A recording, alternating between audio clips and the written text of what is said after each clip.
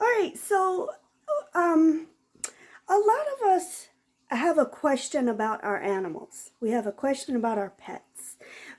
We love our pets and we have relationships with them, and then, when they die, we question, it was just a dog or it was just a cat. Does it really matter? Is my pet that I love so dearly, is that pet just dead? Is he gone? Does he just not exist anymore? Is he in heaven? We just don't know. So let me tell you a story.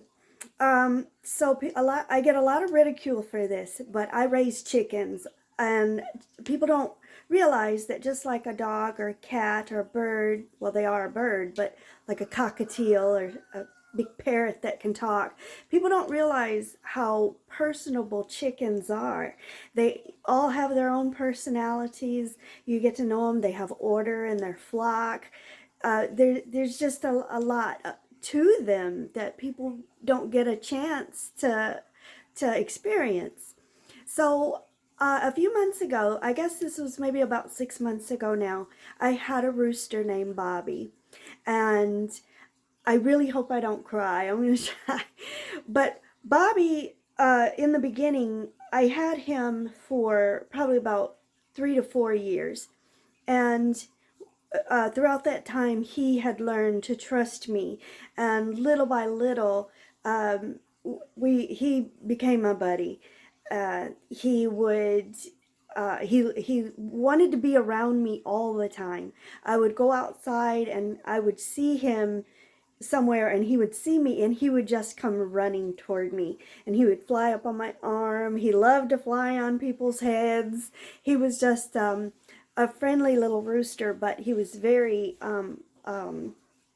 territorial. He hated when I played with any other chicken. If I did anything, he actually bit my foot one day really hard just because I was petting another chicken. And he loved to sleep in my windowsill. Wherever I would go in the house, I would hear him. He would follow me. He would jump up into the windows just to see me and just to know where I was and be near me. And I knew that Bobby loved me, and I loved Bobby so much. So, so Bobby got sick. And with chickens, it's really hard because there are many diseases. There's many different things that they catch, and they're not dangerous to us. It travels. These diseases or sicknesses go within the flock, so you have to really monitor them. But Bobby got sick, and there are no chicken vets. And I'd go on chicken pages and Google whatever.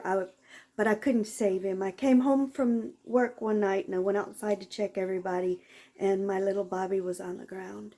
So I thought, he's a pet. I'll get over it. Give me a few days. But days and weeks started going by, and I would just cry.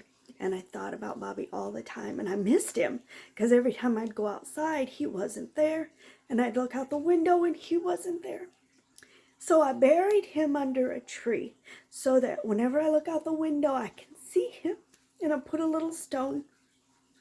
But anyway, so it really, really hurt so bad. And one day, I went in my bedroom and I said, Lord, you got to help me here. I need to heal from this. I don't know if Bobby's okay.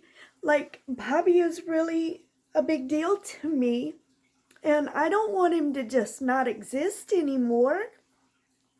I don't want him to just be gone just because he's a rooster. Like, is he in heavenly places? Is he pecking at the ground with other little chickens that have passed on before? And all my other chickens that I've lost, are they all together in a happy group now? And I was serious, and I was just pouring tears.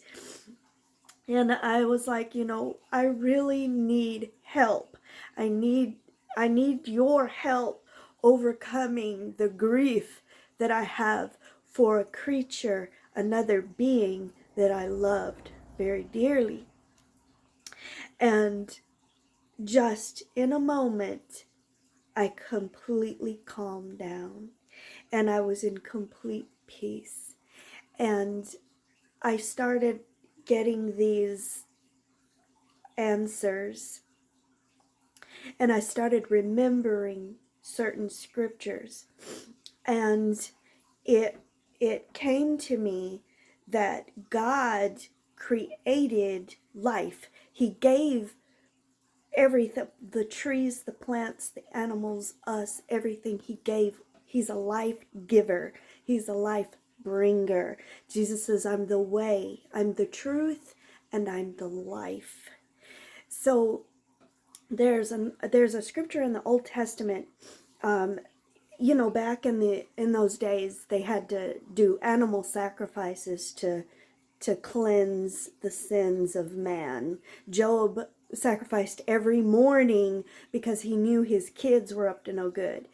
There is a scripture in the Old Testament that touches on the blood of the animal. The Bible made it very clear that that animal has he's a big deal. Don't just because he's an animal, they have honor. There's quality to them. They matter. And it explains that when you sin against the law, against me, you're taking the life of another being, and you're using its blood to cover things that you did. So don't take it lightly. This creature has a life too. So just because you want to do what you want to do, and you're having to kill something else to cover your own mess, he's saying, like I said, it's a big deal.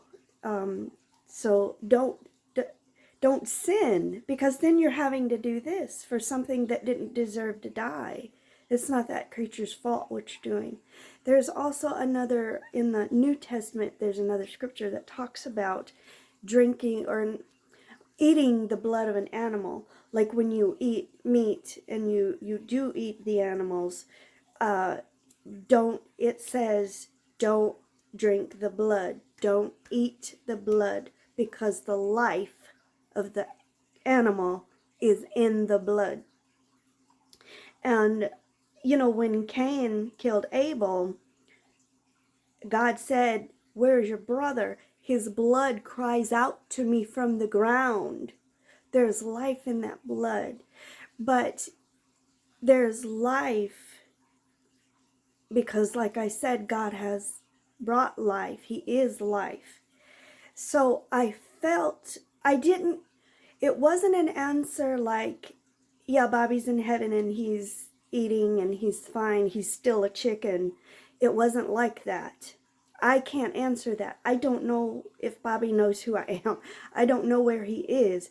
What I do know is that I got a revelation that Bobby's existence, his life, returned to where he came from.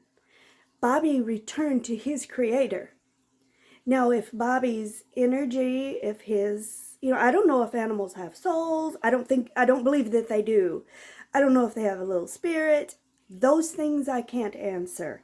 But Bobby had life, and God is life. So when Bobby's body died on earth, his life rejoined with his creator. So your puppy, your kitten, your little bird, your turtle, whatever you had that died here had an importance to God. It had a life. So your little animal is not just in oblivion. He or she is not just gone. He's with God. And my hope is that when I make it to heaven, that Bobby is going to see me and he's going to run and he's going to jump up on me. But even if he doesn't, I know that God is so kind and he's so wonderful and he's so perfect. And he knew that when he put animals here that we would love them. And he put them here for us. And I know that there are animals on the other side because Revelation talks about Jesus coming back on a horse and things like that. But I know that Bobby's okay. And that's what matters. Bobby's with God. All right, that's it for today. And you have a good day. See you later.